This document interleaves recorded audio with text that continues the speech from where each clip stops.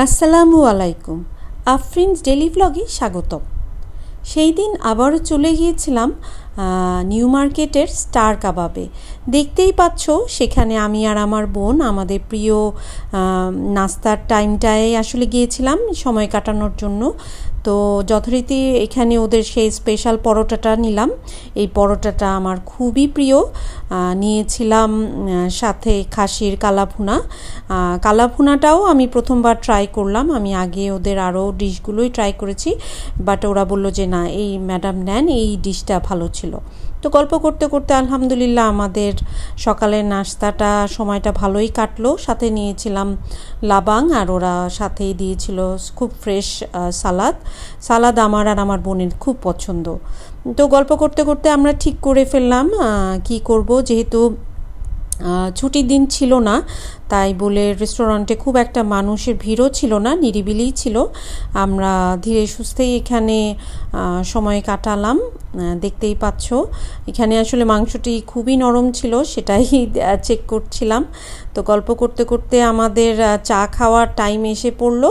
তো স্টারের চা আমার খুবই পছন্দ, আর সাথে এক টুকরা পরোটা হলে তো কথাই নেই। যেহেতু আমি পুরানো ঢাকার মেয়ে, আমার বোন, আমাদের সবারই, আমার মেয়েরও চায়ের সাথে এক টুকরা পরোটা চাই।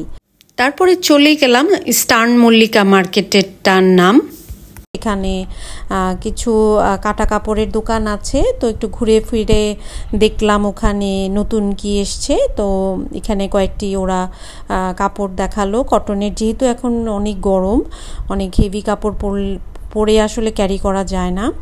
তো সেখানে জামা কাপড় দেখার পর চলে গিয়েছিলাম আমি আমার যে গয়নার পেজটা আছে আফরিনস কাঠকথন। দুবার মেলা করার পর আমার সবগুলো আলহামদুলিল্লাহ প্রোডাক্ট সেল হয়ে গেছে। নতুন করে রিলোড করব বলে কিছু কাঁচামাল কিনলাম, দেখতেই পাচ্ছ। এটা নিয়ে আমি আরেকটা ব্লগ তৈরি করবো ইনশাল্লাহ সামনে। তো ওখানে কিছু জরুরি জিনিস, এগুলো জিনিস আবার এই কিছু পার্টিকুলার জায়গা ছাড়া পাওয়া যায় না। তারপর চলে গেলাম নূরজাহান মার্কেটে। ঘরে পরার কিছু টি শার্ট দেখে ফেললাম আমার মেয়ের জন্যে। এগুলো খুবই আরামদায়ক, যেহেতু ছুটির দিন ছিল না, মোটামুটি প্রাইসটা একটু কম দেখেই মানে ওনারা ছেড়ে দিল, অত মুলামুলি করলো না। তো আমার বোনও কিছু জিনিসপত্র নিল। তারপর চলে গিয়েছিলাম বসুন্ধরা মার্কেটে। এখানে আড়ংয়ের ওই যে মেল সেকশন যেটা, ওখানে আমার বোন কিছু মানি ব্যাগ দেখলো, দুটা নিবে বলে। এখানে অনেকগুলো অপশন ওরা দেখালো, সবগুলোই লেদারের, পরে ডিসাইড করলে এই দুটা নিবে। তো ওখানেই চলে গেলাম। এরপরে রূপার আংটির সেকশনে।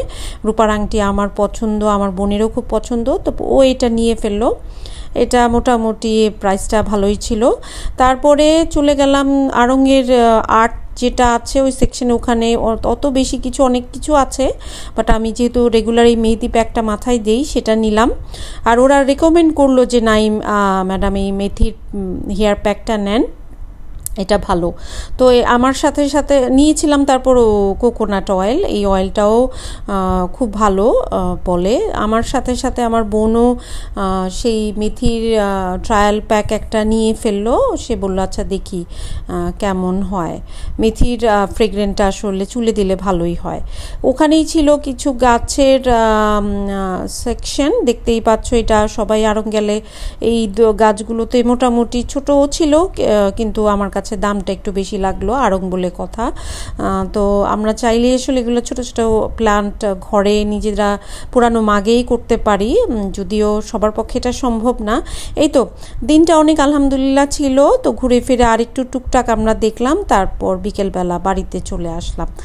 আমার সাথে থাকার জন্য সবাইকে অনেক ধন্যবাদ। আবার দেখা হবে নতুন কোনো ব্লগ নিয়ে। সেই পর্যন্ত আমার চ্যানেল সাবস্ক্রাইব করে আমার সাথেই থাকো। বাই।